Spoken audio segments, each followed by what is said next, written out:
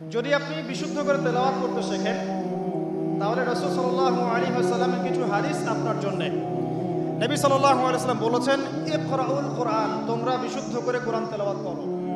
ফাইন্নাহু ইয়াতি ইয়াউমাল কিয়ামাহ শাফিআন লিআসহাবিহি, কারণ কিয়ামতের দিন কোরআন তার পাঠকের পক্ষে সুপারিশ করবে। সুবহানাল্লাহ।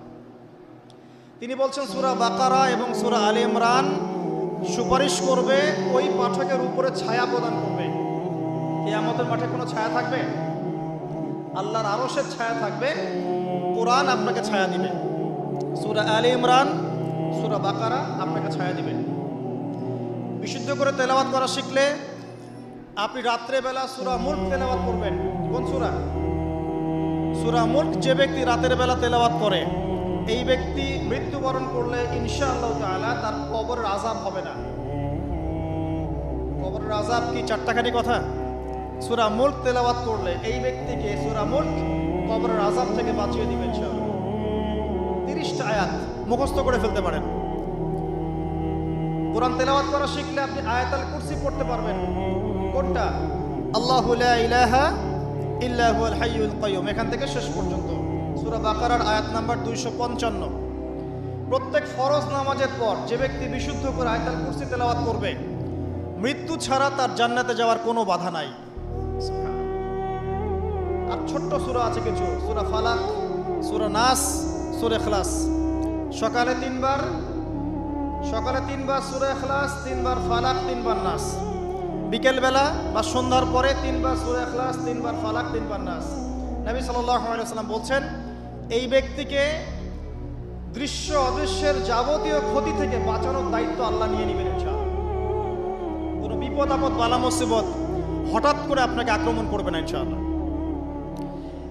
এরপরে আছে সূরা বাকারার শেষের 3টা আয়াত, লিল্লাহি মা ফিস সামাওয়াতি, এখান থেকে ফানসুরনা আলাল কওমিল কাফিরিন পর্যন্ত।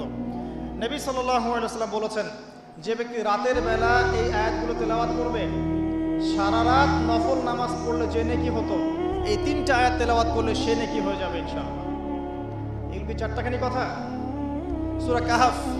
সূরা কাহাফের প্রথম 10টা আয়াত, শেষের 10টা আয়াত যে ব্যক্তি মুখস্থ করবে এবং আমল করবে এবং জুমার দিন এটা তেলাওয়াত করবে, সেই ব্যক্তির জীবদ্দশায় যদি দাজ্জাল বের হয়, দাজ্জাল, কোন দাজ্জাল?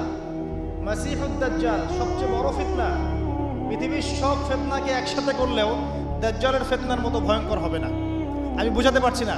পৃথিবীতে এখন সামাজিক ফিতনা আছে, পারিবারিক ফিতনা আছে, পলিটিক্যাল ফিতনা আছে, জিওপলিটিক্যাল ফিতনা আছে, অর্থনৈতিক ফিতনা আছে, সাংস্কৃতিক ফিতনা আছে, সুদের ফিতনা, জেনার ফিতনা, ধর্ষণ, রাহাজানি, মারামারি, কাটাকাটি, ছিনতাই। ফিতনার কি শেষ আছে? সবগুলো ফিতনাকে একসাথে করলেও দাজ্জালের ফিতনার সমান হবে না। আমি মনে বুঝাতে পারছি না।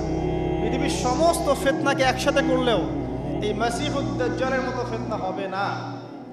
যখন সে বের হবে তখন পৃথিবীর অবস্থাই চেঞ্জ হয়ে যাবে। এই পৃথিবীর আগের পৃথিবী থাকবে না, পৃথিবী থাকবে না। এখন যতদিন যাবে পৃথিবী তার ধ্বংসের দিকে যাবে।